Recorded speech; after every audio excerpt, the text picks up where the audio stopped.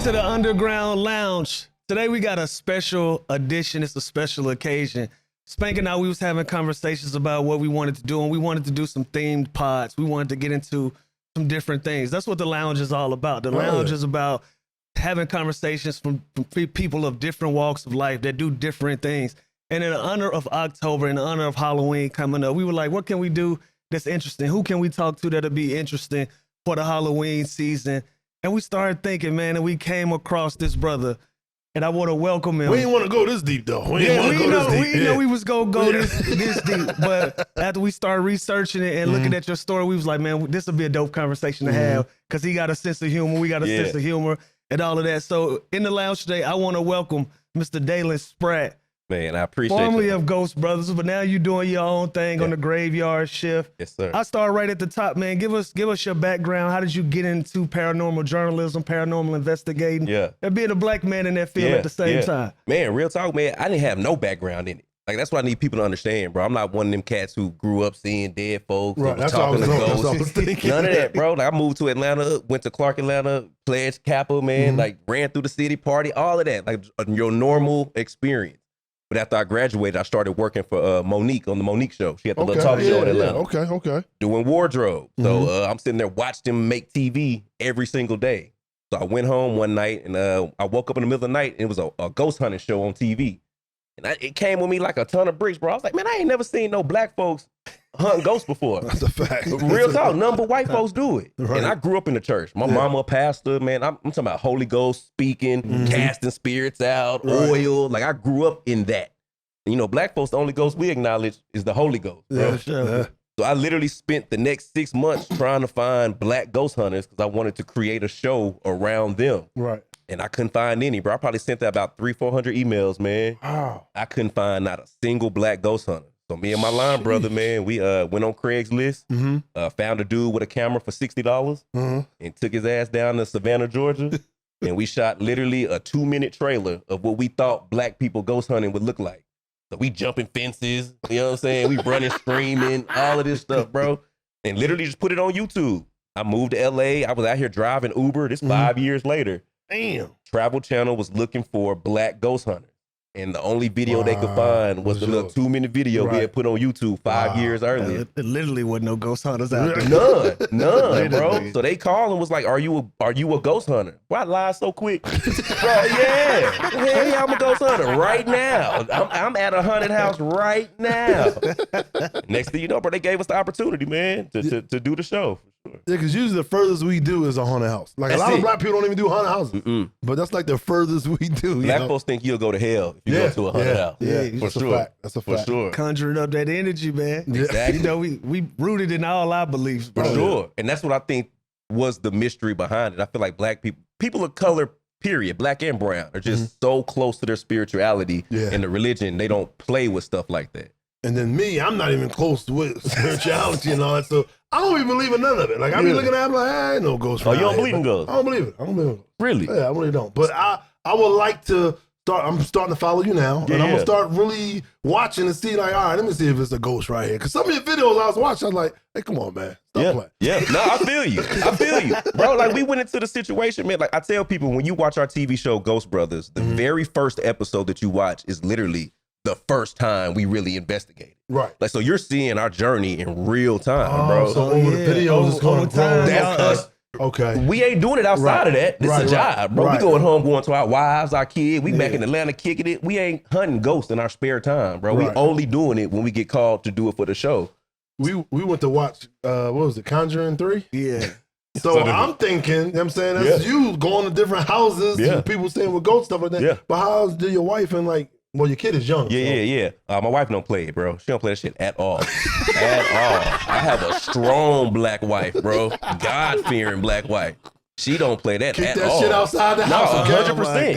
100%. I'm talking about when I get home, I got to take my clothes off. They got to be outside. Like, she put me through the ringer behind it. She do not play that stuff, bro. Oh, that's real. 100%. She don't touch it. And my daughter, bro, she don't really allow my daughter to to really watch stuff like that and be around it. I think it's more so her fear. Yeah. Because I don't know, shit. She might think my daughter might see the same stuff I see. Because I wanted to bring a Ouija board to man. I was like, man, we gonna try this shit. Fuck it. Hey, man, you play with that Ouija board if you want to. Who said hell no? Say, that Ouija board is real, bro. I did it one time, but I don't remember nothing happening. My grandmama back in the day, she used to have the Ouija board. Yeah. And I come from a line of just unfaithful men. Okay. So my father, grandfather, great everybody was all Rolling Stone. Yeah. But my grandmama would ask the Ouija board, when will Roy be home? And the Ouija board would be like 3:37 a.m. And sure as fire, my granddaddy would walk in the house at 3:37 a.m. Damn. Like, that stuff is real, for sure. Oh, shit. All right, my bad. I'm just saying. I still want to do it. If you're doing anything out there, don't get caught up. They got a Ouija board and we'll tell on you. That's funny as hell. Leave that board out your business. 100%. Leave that board out your business. But over time, as you begin to get into it, would you consider yourself like a legitimate medium at this point? I say no. I say no because I don't want that responsibility, bro. Yeah. I honestly feel like I'm just a guy that fell into a genre. You know what I'm saying? I didn't have I mean, back in the day, I might have thought I saw something, but nothing I could really just stand on. Yeah. But I think Jay Prince said it back in the day, man. If you keep campaigning, you're gonna eventually get elected. Your ass gonna get elected. Yeah. Right. And I feel like that's what happened with this ghost stuff, bro. I feel like I started doing it so much that they was finally like, all right, since you think that this is what it is, they're like, we gonna show you what it is. So I feel like now I found a way to, I guess, communicate, but I wouldn't say that I'm a medium or anything. 'Cause I don't feel like I'm doing nothing that anybody else can't do. Can't do. Right. Okay. I thought maybe you went to school for it and all that shit. No, man. I went to Travel Channel school, man. they put us through the fire. Oh, word? For sure. Man, oh, yeah. I had a show on travel. Well, I didn't really make it, but we pitched the idea. We was just traveling to different cities because I'm a stand-up comedian when I travel doing comedy. So I'm like, yo, we can travel and just do like events and stuff that's going on in them cities. Right. So we did one episode, but it was a lot of bullshit with them though. Shouts out to the Travel Channel, but god damn, I already know what you're talking about. We only shot for a week. That's it. They was tripping the whole week. Nah, our first season, like when we first started, like our first episode was a slave plantation. Our second episode was a stop on the Underground Railroad. A third show was like everything was slavery and like we want to get the black perspective. And I just felt like y'all was trying to play in our face because like why does every episode with black folks have to be about some torment, some slavery or whatever? But I realized when we got to these places, these white folks have been telling these slave stories for the past 100 years. Right. It ain't been no black people telling the real story behind what was going on. You let the white folks tell it. The spirit of these black folks is running rampant on this plantation because for no reason. Right. But in all actuality, these slaves came to these plantations and they were practicing what's called hoodoo, not voodoo, hoodoo, which is a religion similar to Christianity. But as a slave, you don't have no physical protection. You don't have no weapons. You don't have nothing. All you have is the spiritual leader on the plantation. And all that person can do for you is take an artifact and pray over it. That's their sense of protection as a slave. So the spiritual leader would then bury all the artifacts around the plantation as to keep the slaves safe. That was their only bit of protection. Now, 100, 200 years later, you have architects, people coming around on these plantations, digging this stuff up. And now all this spiritual activity is stirring up on these plantations and they making it seem like it's just these slaves running rampant. When in all actuality, shit, it's the slave owner, it's the overseer, it's everybody in these places. That energy stays there, bro. Yeah, because Louwill in Atlanta, he said he be riding by them joints. Yeah, I live in the woods. Yeah. I live in the woods and like, you could tell like modern day, it look a little different, but if you look for a second, you be like, damn. And then you pay attention like, there go the outhouse. Yeah. You know what I'm saying? Yeah. But the shit just so ingrained in where we stay. It's just that shit kind of, it's normal. Right. Yeah, it's normal being in them backwoods. Mm-hmm. You ever talk to a ex-slave or something like that? Man, so what was interesting about our first time on a plantation, man, it was real late at night because we filmed late at night, of course. And we was walking and you just realize, ironically, how beautiful it was out there. Right. Like you look up in the sky, nothing but the most brightest of stars out here in the country of Louisiana.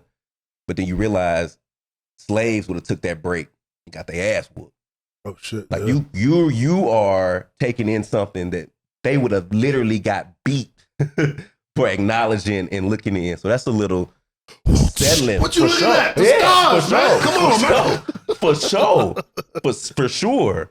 But yeah, just walking through the plantation, man, you could tell that the spirits of the slaves or whoever was there, because you can't see them, you don't really know. Right. It seems like the energy just shifted. But then again, you got 3 black people with a feel host of that white shit? folks Yeah. following behind. Like we was the man. That was the right. So they was like, oh, look at these niggas. Like, and they finally done came up. They got these white folks chasing them.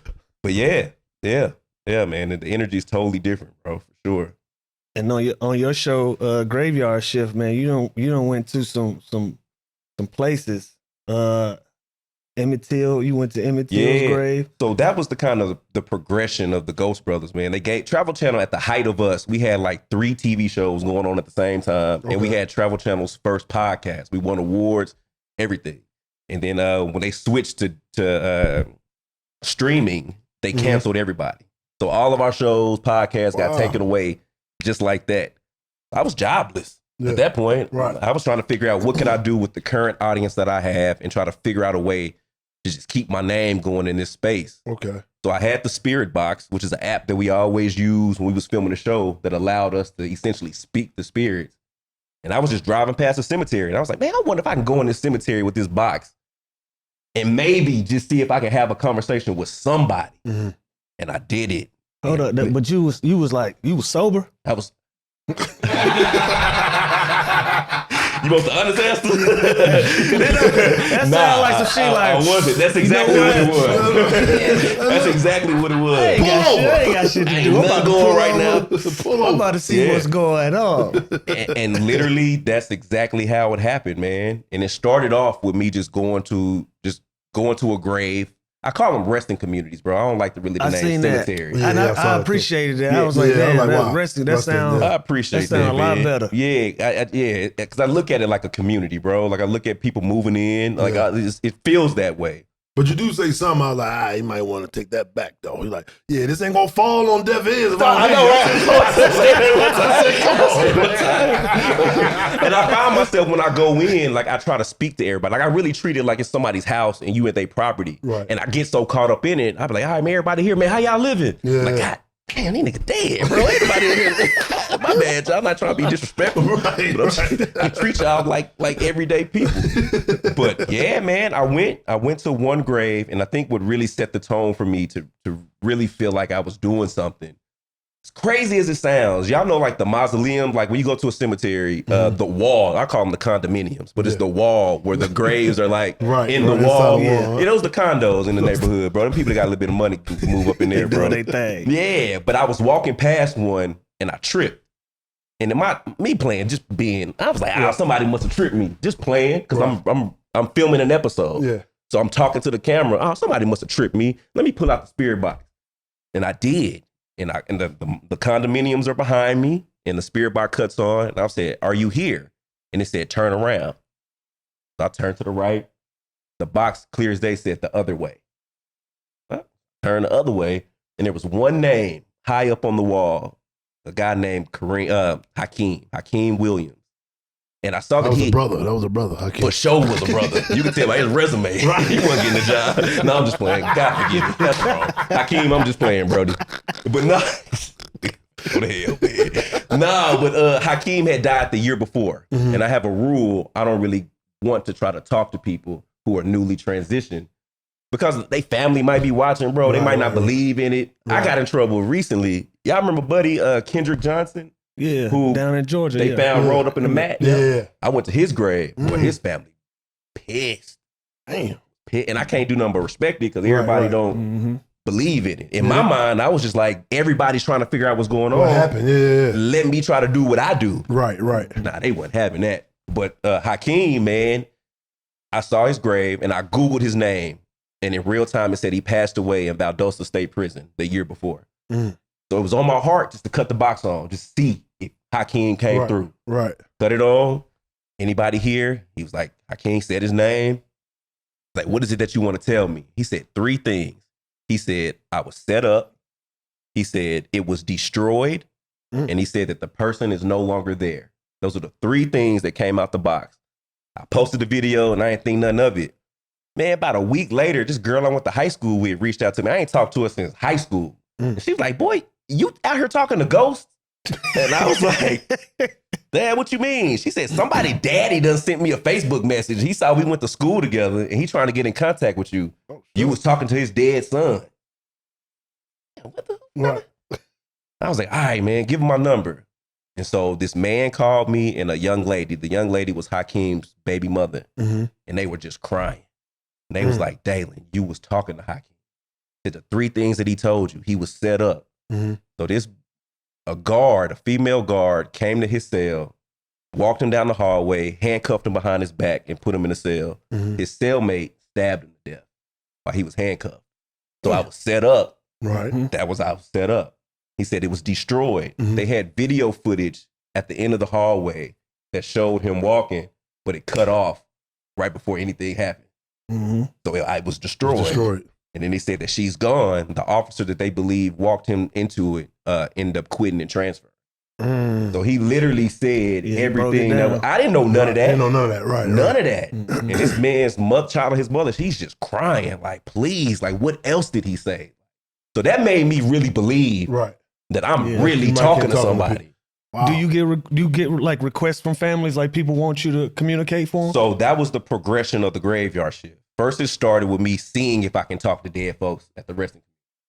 Then it was, can I have pointed conversations? Can I go to this specific grave and try to speak to this specific person, as opposed to just a free-for-all? Is there anybody here that wants to talk to me? Being more specific. And once people start seeing that, especially with like Hakeem, people start reaching out to me. So now we have a list of about 300 people that want me to come speak to their loved one. I do one a week. So once a week, I travel somewhere across the country to meet people. I hear their stories of their loved ones, and I help them connect with them. How you don't take that home with you? Man, honestly, it's for me, it's psychological. So when you ask me, am I a medium? I say no, because I don't feel like I am. I feel like everything I do is through this app, bro. I don't feel like I do nothing no differently. It's almost like if somebody gave you a guitar and you played it for 3 years, you gonna start playing the guitar. Right.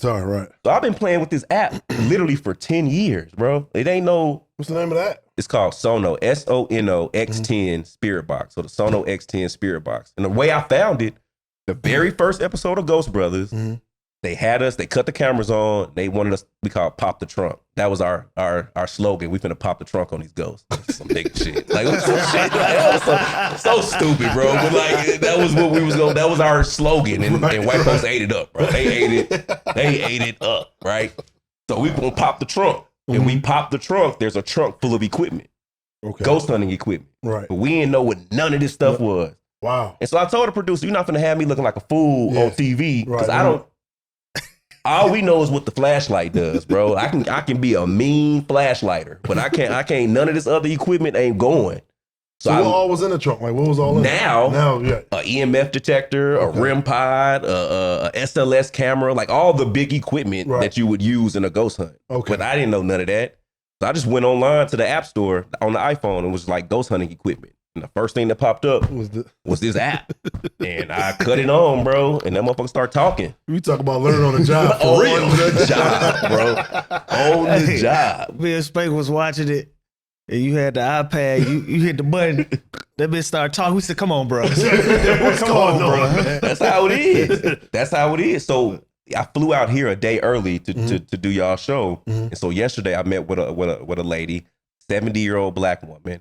Her mother died 30 years ago. So her mother was in the house. She said, I'm gonna go outside to smoke a cigarette. She goes outside to smoke a cigarette on the front porch, and all they hear is the fire alarm going off. They run outside. She's covered in flames. Damn. They don't know how. Right. They don't know what happened. The police found the lighter exploded, but they don't know if maybe the lighter exploded, it ignited, whatever. But she literally burned to death in front of her family. So this lady's 70, and this happened 30 years ago. So she wanted to reconnect with her mother. And literally, as soon as we cut the box on, we was like, who's here? And I think the lady's name was Annie or something. Box clearly said Annie. And like, they started getting into a conversation.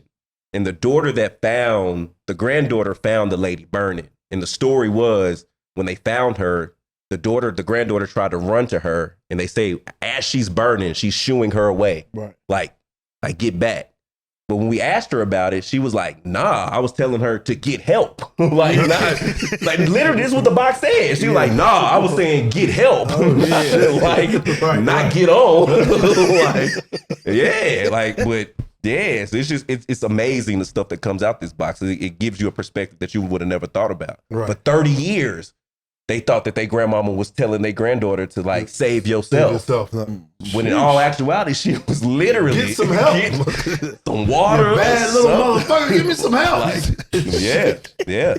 So do you charge? Like if somebody call you like, yo, I want to talk to her, do you charge a fee or you just? Bro, I don't be wanting to, bro. I don't be wanting to, man. But the hustling me be like, damn, how much you said you was gonna give if I do it?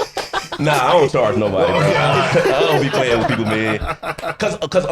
And I tell people, I preface it, I don't know who I'm talking to. I can't see, I don't know. Right. I'm hearing what you hearing, right? But I don't know. That could be your grandmama, or that could be Teddy from down the street. Or the Midwest in the red. Right. Oh, I got you.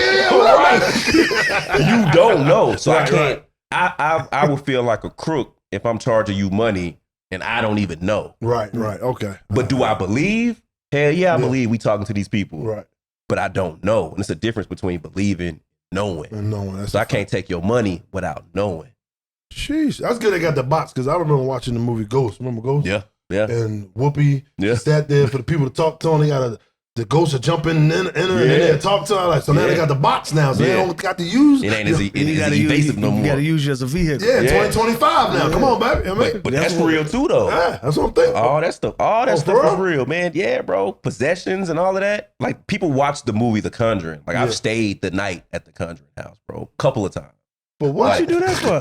Bro, right? Well, one, the network made us do it. People don't realize, once you sign that contract for television, they don't give a fuck about how you feel about nothing. Nothing. We staying the night at the Conjuring house. It's crazy, bro. That stuff is real. That stuff is hold on. You got to tell us something now. What happened? Bro, so, I mean, a lot of stuff happened in there. So we brought in... This was in Pittsburgh or something, right? Like Rhode Island. Rhode Island. Yeah, okay. So one of the daughters, Andrea Perrin, like we're really good friends with her. Mm-hmm. So she was one of the children that was in the house when the Conjuring happened in real life. Now she's like 70. But we real cool. So we brought her back to the house. And it was crazy. As soon as she walked in, she walks in the door and she was like, they're waiting on me. Who is waiting on you? Like, who do you? She was like, they're waiting on me. And we sat down at this table and literally the scent of raw meat just floated through the room. And they tell you like that decaying smell is something demonic. Like it's when it's a demon, they say you smell it. It smells like raw flesh or decay.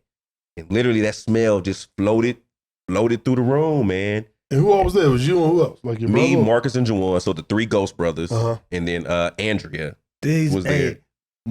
Me, Marcus, and Juwan. Dalen, Marcus, and Juwan. They don't get no more ethnic. They don't get no more ethnic than that, man. For real. Sports season is officially back, and whether your favorite team pulls off the win, you hit that parlay, or you're just dominating your fantasy sports league, there's no better way to celebrate than with Gran Cormino tequila. Come on, Beth. Crafted with passion, patience, purpose, Gran Cormino isn't just another bottle on the shelf.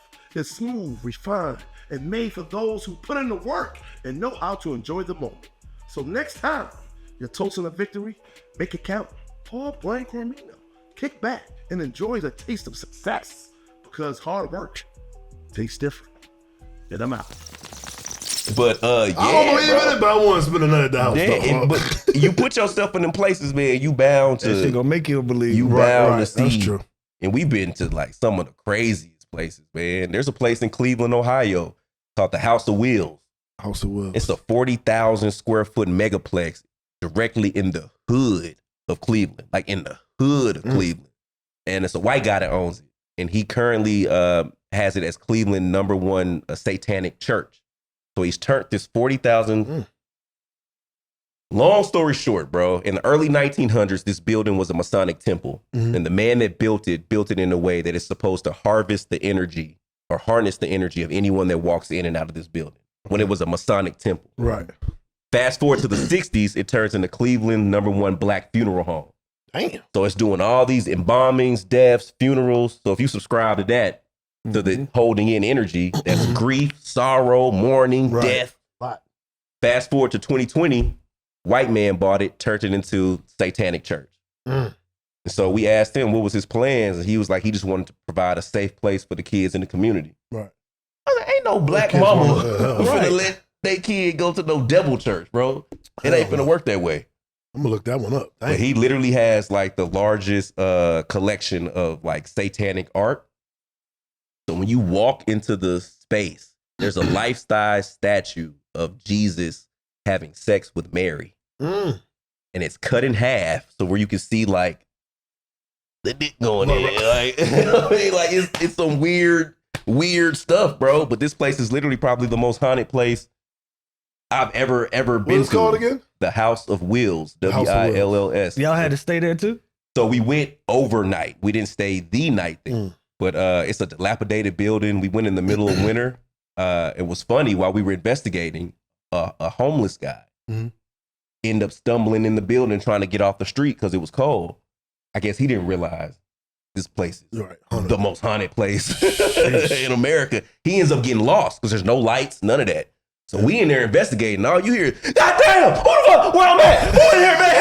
Help me, please, help me. Literally. So we spent the next 2 hours looking for this dude. He come out. He This goes crazy. Y'all probably thought it was a ghost. This goes crazy. Yeah, it's always something going on, man. It's always something going on, man, for sure. Man, What made you start going to celebrity resting community? So when I realized that I could actually talk to specific people, I was like, well, shoot, this is my opportunity to have you always get that conversation. If you could go back in time, who would you talk to? So I'm like, now I have the opportunity to talk to everybody I could imagine. And I grew up, and I'm from Dallas, Texas, man. And so I grew up on Bonnie and Clyde. Okay. They're from Dallas. They buried in Dallas. They ran through Dallas. Like, I've always felt like some sort of connection. Like, I don't believe in necessarily in reincarnation, but if I did, I feel like I might have been in that era before. I just feel too much of a connection to it. So where do you think, like, when you die, where you at? Where you go? Just think it's Bro, I grew up in a church, man. So like, my biblical belief is, you die, you pass away, and then you wait for judgment. And when you do, you get called up to, heaven or hell or whatever. Like, that's what I've always believed. But after doing this, I'm like, where are all these people right now? Right now, right. For them to be able to communicate. Yeah. Like, I'm at the grave of Clyde Barrow, one of the most notorious bank robbers of the 1930s. Spent his whole latter part of his life running from the police. And I'm talking to him, and he tells me, leave now. I was like, damn, Clyde, I'm having a conversation, bro. Why I gotta leave? Damn, Clyde. Sure as day, man. He said, police. Hand the guy, bro. I look up, a police car is creeping down the street. Damn. So I'm like, where are you right. to where you are that aware of what's going on this plane? You see this police officer bend in the corner before I see him. And you warn me to leave. I was at Coretta Scott King's grave. I was about to get to her and Martin Luther King. Right. Same thing. She said, here he comes. And as soon as she said that, here comes the security guard behind me telling me I got to leave because I was right trying to talk to. Why these niggas staying at the cemetery though? Man, go somewhere. Why'd you staying there? I'll be at the crib or something. So that's what I'm trying to like figure out. Like, are they there or can they be reached from anywhere? I'm just using the resting community as a backdrop for my show. You see what I'm saying? Because I've done it in the car with my homeboy that lost his life in LA. I'm in Atlanta. I just wanted to see if I could talk to him. I feel like I was getting responses, but I feel like it's a sign of respect for me to go to their grave to have these conversations. It shows that I put a little bit more effort into the attempt. Especially flying in and driving out. All of that, bro. Like, I invest a lot into the channel, man. So I get people talking shit. Like, people make videos. I'm a scammer. I'm taking advantage of people. And I get it. Yeah, I was getting it. That's why I said, how much you charge? I get it. We said at night, we was like, we curious a little bit. Yeah, I get it. And if I was one of them dudes, man, like I try to stand on morals and principles, man. I'm not no shady dude, bro. Right. I would never fuck over nobody that ain't never fucked over me. Okay. And that's I rule by that.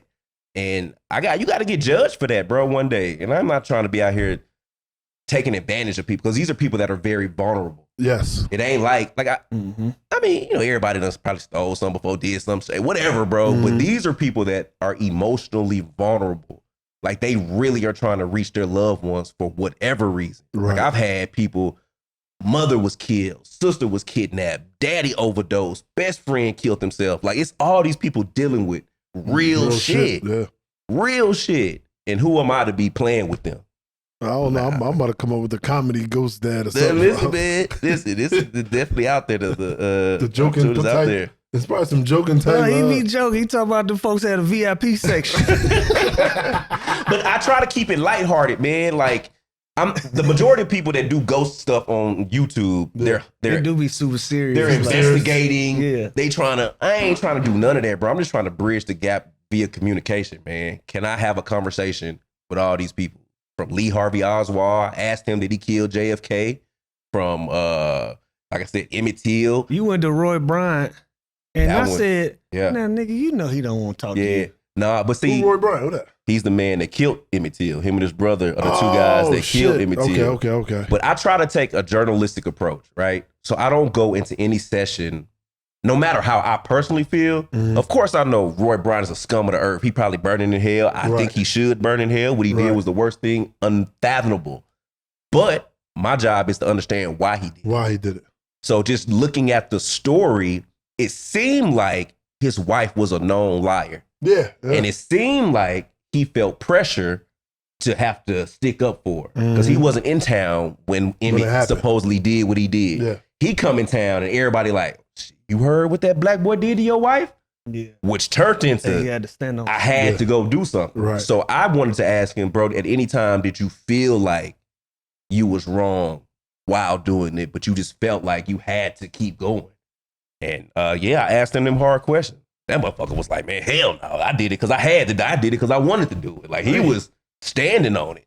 And the wife, didn't she, before she died, she came out and said that, yo, I lied. Yeah, so she's next on my list. I'm next on finna the go list. catch her, Okay. but I got to talk to her about it. Hey, I might come ride with you, man. Fuck that. I might got come some ride with questions, you. Carolyn. God damn it. Your lying ass. Shit. But yeah, she next. She next on the list. Stinking man. bitch. Can I say that? Yeah. Yeah, I done talked to bro. I asked Nicole Simpson, did OJ do it? I talked to Ronald. What she said? What's crazy is she didn't want to talk about it. Oh wow. It felt like, per our conversation, she felt like her story has been told and monetized by everybody, and she didn't want to contribute to it. But I went to Ronald Goldman's grave. Which one was Ronald Goldman? That was The dude brother that was got with her. killed with Yeah. him. And he was like, let me fucking tell you what the fuck happened, bro. Like, he starts spitting out all type of just like, you know what I mean? His story. Bro, another name came out. And when people start researching, it was, I think the name David or somebody. But it was somebody that was once a suspect that was attached to the case. It was like maybe one of OJ's sons or somebody attached, bro, that came out. Like that. Yeah. Man, I don't know, bro. I think he did it. 100% I believe. But I think OJ was cremated, so he was on my list too, man. But I don't want to be You the can't dude. talk to a nigga that's cremated? Yes.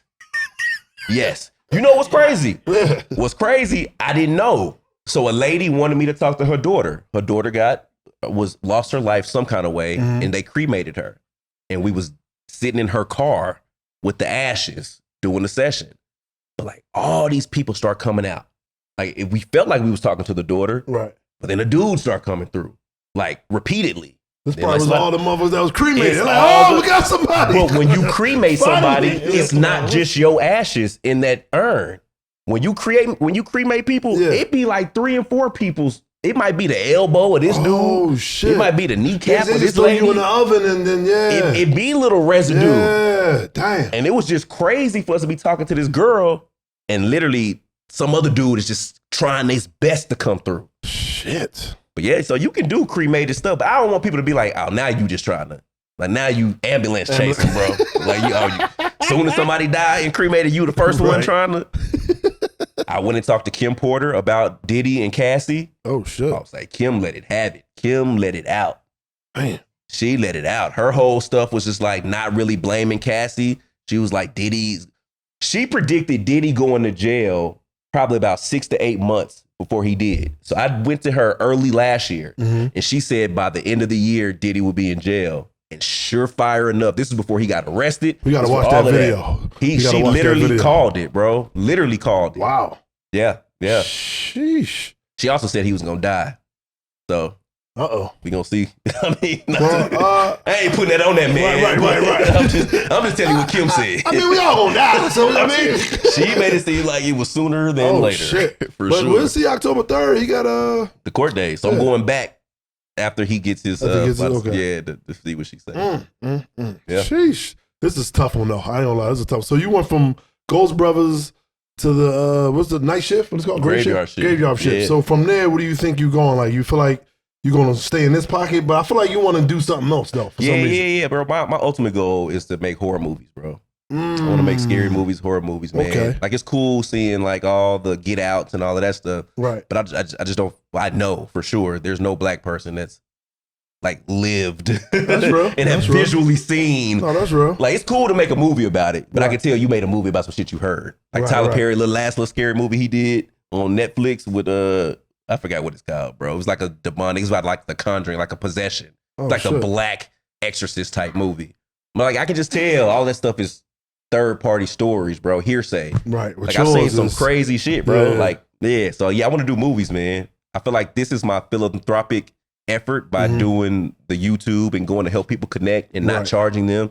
I want to always do that. Okay. But I want to do movies though. Is there anything that you just stay away from, like any cases, stories you heard about, and you just like, I'm staying far away from that? Nah, man, I'm down to tackle any story, bro. I really try to take a journalistic approach. Like I ran across this dude in Georgia. It was a KKK member buried in this random cemetery, him and his wife. And like I wanted to know, like I wanted to see if his energy was gonna be the same in the afterlife. And sure enough, it was. He got pissed when me talking to his white wife. Man. Pissed. Talking to his white wife. Yeah. That nigga in hell like, come on, man. He looking up like, really? What you doing? Like, yeah, bro. That stuff be, yeah, man. But I won't turn down any case, bro. I go overseas, man. I was in Colombia looking at some at a wrestling community. It's different over there. Like their graves were busted open. I can look in there and see a skull. I see an arm. I see legs. Like inside these busted wide open, bro. And it's just, it's just crazy how. I think that'd be scary for me. Now that kind of threw me off a little bit, bro. Why is the casket open? What's going on, man? Like it's, Sheesh. Yeah. And some of them fresh. Some of them be fresh, bro. I've been to Detroit in the like I said, the condominiums leaking. So whatever they put in there, leaking out the cabinets, you smell it, you see it leaking down. Like a lot of these places don't be taking care of places. That's one thing that I have noticed, man. Like it's sad the state of a lot of these wrestling communities over the years. When you get buried there, you think it's gonna be taken care of. I heard bro. about that. Whitney Houston's grave. I was pissed off at Whitney Houston's grave. For her headstone, anybody with an insurance policy could have got a headstone like that, bro. Like it wasn't nothing. You would think she would have a monument. A monument or something. Or a condominium. Bro, or a condominium. Bro, the grass is brown and dirt. Like it's nothing that you would think she deserved, bro. Like that broke my heart to see. You talking about somebody had a crush on Whitney Houston back in the day, bro. That was my that was my baby. And to see her resting like that, it was just I think it's somebody that's like doing some type of business like that where they cleaning up the graveyards and stuff like that. But you know, they charge you though. I mean, they ain't doing it for free. Right. Clean your tombstone, they charge you. I mean, that's landscape. Yeah. Right. Yeah. True. Yeah. Landscape in the graveyard. All right. Well, we also got a special also got a special. Got you spooked over there. So in the fucking bucket, man, it could be anything. But you know, since you were here, we kind of tailor made it to everybody. So you pick something out the bucket. Yeah. Read it out loud and be as real as you can be. Got you. See what I got here. I know I'm gonna get something. I always get the craziest question. I want to get one. All right. You got Spank. What is the strangest, most unexplainable event you have ever experienced? And did you anything about it? Did you say anything about it? What is the strangest, most unexplainable event you have ever experienced? I don't do too much, man. So I don't know what the strangest. You might got to come back to me on this one. The strangest. I know mine off. You got yours? Yeah. What's yours? So I believe because I had an experience. So my mom had a friend that considered herself a medium. Okay. And she used to always try to talk to me, but she black. So I was always like, man, leave me alone with that shit. Like, Right. I don't want no smoke. Right. So one particular day I called my sister. I asked my sister, I said, I want to know where my grandmother is buried. I want to go visit her. Mm-hmm. Within 5 minutes of me calling my sister, the medium called me and I hit decline. And she texted me and said, call me. I need to give you a message. So when I called her, she said, listen to me. Your grandmother said, don't go to her grave. She not there. She with you every day. She just wants you to keep white flowers in your house. Oh. She called me within 5 minutes of me telling my sister that. Right, you was going to go see.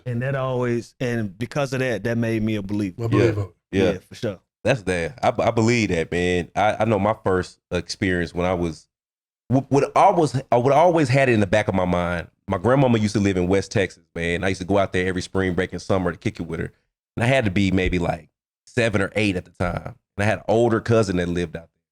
My older cousin had a friend. She got into a domestic dispute. The guy goes out to a car, gets a gun, comes in the house, shoots her in the head, shoots himself in the head. My cousin's friend survives. He dies. This is a small town. Everybody knows everybody. So when my grandmother found out, she decided she wanted to go view his body at the funeral home, the church.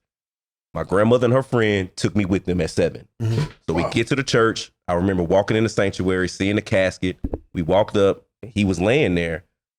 A white shirt, skinny black tie, and a light gray jacket. And I remember just asking my grandmama, like, if he killed himself, I knew he had shot himself in the head at 7.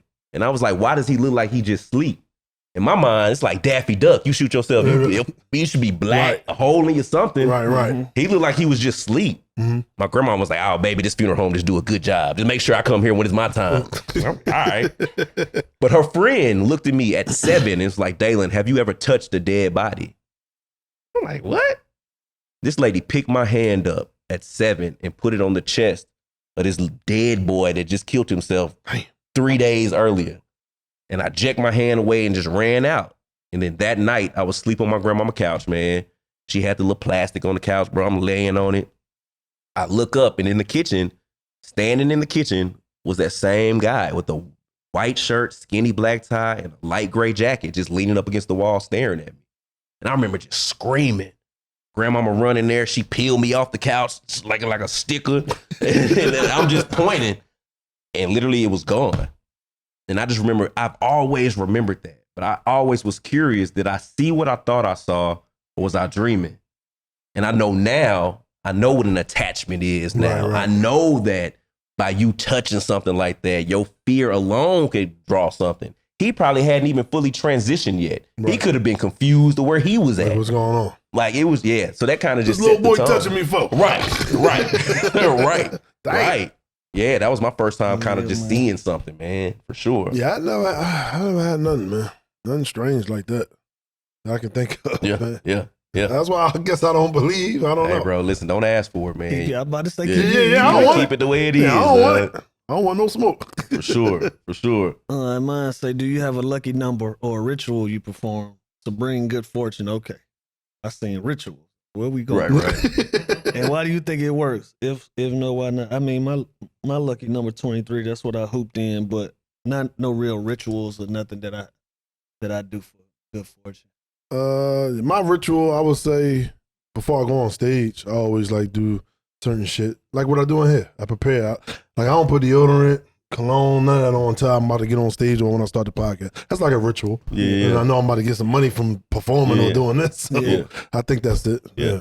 I know for me, man, anytime I do anything paranormal, and as easy as it sounds, as simple as it sounds, they tell you to make sure you tell all the spirits to stay and not follow you home. Because if you don't, you could get an attachment. Something could follow you home. And they tell you just by simply telling the spirits to stay and that they're not welcome, they will abide by that. So I don't know if that's true or not. Right. But I have always lived by that since day one. So before I leave anywhere, I'm like, all the spirits that are here, this is your home. Do not follow me. You are not welcome. And yeah, I haven't had And they like, nigga, you over here? Right. You all in our goddamn. You ain't welcome here. Like that's similar to vampires. They can't come in unless you tell them to. I mean, so yeah. Come on now, huh? What about vampires? They can't just come in your home unless you invite them in. They got to be invited in. Remember Sinners? He did it on Sinners. Oh, okay. Come on, yeah. I ain't been keeping score with the vampires. But that also makes me think, like, all right, I ain't never really believe in ghosts or even think about it until now. What else is out there that people might not be actually knowing about? Are vampires really real? Right. Is the Loch Ness Monster? Is there Bigfoot? Like who knows? Yeah, I don't believe in none of that. We had an episode we was talking about. Like, I don't just believe. I don't believe in aliens. I don't believe in none of that. Really? They said this big old world, bro. Really? You think it's just us? Yeah. I damn do. But nah, man, I believe in all of that, man. I was at a convention sitting next to the Bigfoot guy, and I was trying to tell him why I didn't believe in Bigfoot. He was like, "But you believe in ghosts? Like, what the fuck are you talking about, bro? Like, how you judging me on my beliefs?" And I was like, "Damn, you are about right, Mr. White Man." But nah, I believe in all of that stuff, bro. You start talking to people, man, it starts making sense. Yeah, sure. somebody told me I need to go to Louisiana, New Orleans, and all that, and talk to them Creole people. They said that's where you really start really hearing some shit. I was like, I guess. Yeah, for sure. I guess for sure. Definitely New Orleans, man. New Orleans, Savannah, those are two of the most haunted cities in the states, man. What you got? This one says, if you could have a conversation with one deceased person, who would it be, and what would you talk to them about? I mean, I'm doing that now, man. But I like controversial stories, bro. I like talking to serial killers. I like talking to people that like really did. You like talking to them, or like doing my paranormal journalism. Right. Yeah, I like having those conversations. I watch a docu, but I don't want to talk to them niggas. Yeah, but like you get to. I remember talking to this one lady in Atlanta, man, a black lady. She was Atlanta's first black serial killer, old black lady. She was just killing her kids and killing her every time she would date a guy. She would kill his wife or her kids just to get the insurance money. She killed like 15 people. So it's literally going into the minds of these people that I feel like is just really, really interesting. Man. Yeah, you definitely need to do this horror movie shit, yo. Yeah, for sure. That's your lane, bro. For sure, man. What about you? Anybody out there be like, you know what? I'll have a conversation. I like to have a conversation with my grandpa. Yeah. No bullshit, because he didn't get a chance to see me start performing and stuff. And he was a singer. Okay. So he had a gold record back in the 50s. Doo-wop. Shout out to the Silhouettes. You know what I'm saying? Lead singer, Willie Horton. You know what I'm saying? It's my grandpa. I would like to have a conversation with him. Just so if he see what I've been doing and stuff like that. And you'll be surprised, bro. You'll be surprised, man. That's a lot of people come to me with those type of questions. Like, I get an enormous amount of tragic stuff. Right. Like, you know what I mean? People getting killed and they want to ask whatever. But you get a lot of people who just want to know if their loved ones are proud of them. Yeah. That's it. That's all they want to know is their mom, grandmama, granddad proud of what they doing now, man. And for the most part, they are. For sure. They say it or somebody says it. Yeah. Yeah, I would love to see my grandpa looking at me. Boy, you ain't doing like I was doing it, though. Oh, shit. Dalen, man, this been a dope conversation, man. And you know, for the believers and the non-believers, man, we appreciate you sharing your story. Before we go, what would you say to the non-believers? Like, if you had anything, you want them, nigga? I want to hear it. That's what I'm saying. But I know a lot of people gonna be watching this. They probably thinking the same thing, laughing and joking around like how I be. So, what would you say to the non-believers that don't believe into paranormal activity at all? Like, what would you say to them? That we all gonna see one day. We all gonna see one day. Like, it's as simple as that, bro. Simple than a motherfucker. We all gonna see one day, bro. Sure. Like, it ain't. This death is something that nobody can avoid, bro. And when we all get there, we gon' see. That's for sure. And I tell people all the time, man. Like, people tell me they get mad at me doing what I be doing sometimes. They're like, well, don't come to my grave and try to talk to me. But all right, but think about it. Say when somebody do pass away, and think about if you do pass and you have all these unanswered questions. And it is somebody who walking by who seemingly can communicate with you. Right. But nah, you don't want nobody talking to you, remember? So sit your ass here for the next 300 years and don't talk to nobody. Wait for somebody to come, right? Because they're saying you just never know, man. So just keep an open mind. But like I said, one day we all gonna see. Hell yeah. All right, you can take us home now. Should we do a fucking bucket? I mean, not the fucking bucket, the fuck you camera. Oh, hell yeah, we got to do the fuck you camera. So in the lounge, we give all of our guests an opportunity to look square in that camera. We got what we call the fuck you camera. Yeah. It could be a person, place, or a thing. A ghost. What it is that done pissed you off, Yeah. and you ain't got the opportunity to really tell whatever that is, fuck you. Yeah. We give you that opportunity in the underground lounge with the fuck you camera. I'm going to take it too, man. I can't remember Buddy's name. I think his name might be Chris, bro. But Buddy made a whole video about me on YouTube, man. It's calling me a fake, saying I'm scamming people, bro. He ain't even got that many subscribers, man. But I just want to take this opportunity in front of the world to say, fuck you. And everything you believe in, my boy. For sure. You ain't no punk ass subscribers. You're right. All 12 of them, man. Get your ass out of here, man. Make sure y'all check out the Graveyard Shift and the Underground Lounge, man. Like, subscribe, and follow both platforms. We appreciate you, Mr. Dalen Spratt. Yes, sir. I for stopping appreciate in y'all. and kicking it with us. Make sure y'all check this out soon. We'll catch y'all soon. Love. Halloween. Happy Halloween.